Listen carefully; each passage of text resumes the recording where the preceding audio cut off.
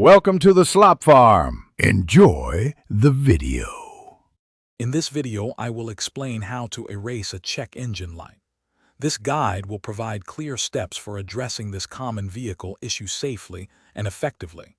It is crucial to remember that the light signals a problem. Simply turning it off does not fix the root cause. Always prioritize diagnosing the issue before proceeding to clear the alert. Understanding the warning is your first important step. Before attempting to reset your check engine light, perform a few quick basic checks. First, ensure your gas cap is on tightly.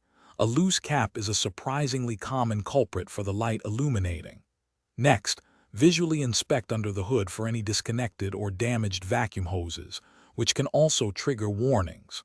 Finally, confirm your oil and coolant levels are correct, as some sensors are tied to these critical fluids. These simple checks can often save you time and effort.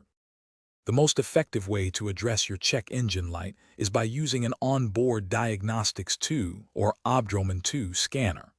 You can purchase one for around $25 to $75, or sometimes borrow one from an auto parts store.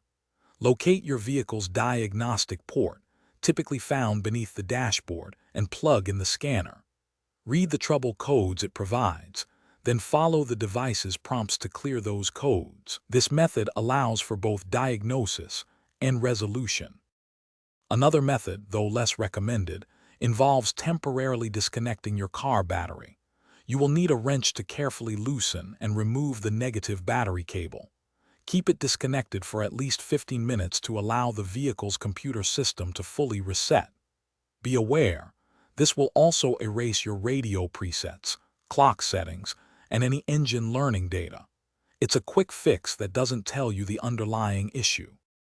Thanks for watching. Consider subscribing if we helped you today.